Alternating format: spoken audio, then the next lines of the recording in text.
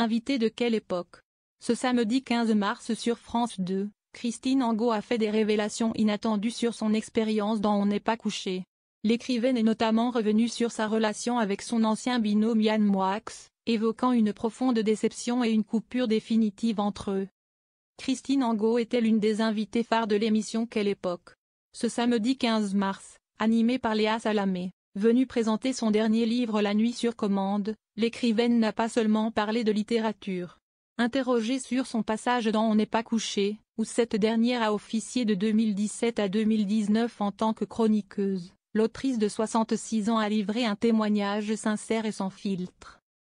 Je comptais les semaines jusqu'à la fin, Christine Angot et son mal-être dans On n'est pas couché.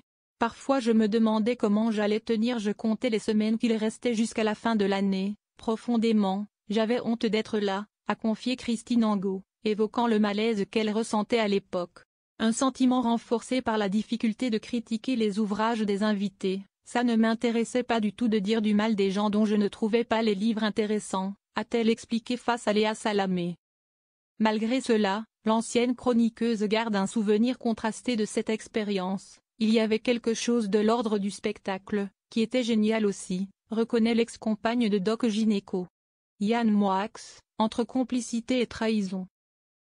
Léa Salamé a ensuite abordé un passage du livre où Christine Angot revient sur sa relation avec Yann Moix, son binôme durant la saison 2017-2018 de On n'est pas couché.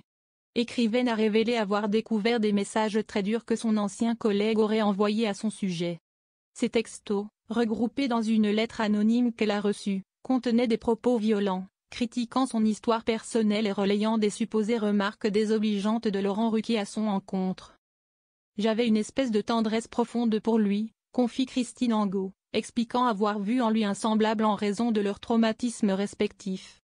Il est l'écrivain, dans la littérature française, qui a été battu par son père et moi, je suis l'écrivaine qui a été violée par le sien, analyse-t-elle.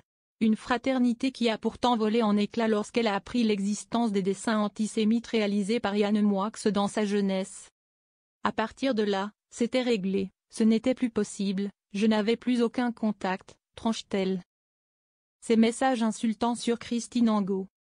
Malgré cette rupture, l'écrivaine engagée a tenté de reprendre contact avec lui lorsqu'elle a appris que ses parents portaient plainte contre lui en 2022. Je ne peux pas m'empêcher de lui téléphoner pour lui demander s'il est prêt, si je peux l'aider, raconte-t-elle.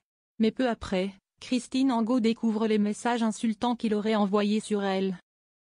La romancière française en tire une conclusion douloureuse. Je pense que ça a à voir avec l'inceste, c'est-à-dire vouloir aimer quelqu'un et cette personne vous méprise, vous trahit, vous piétine.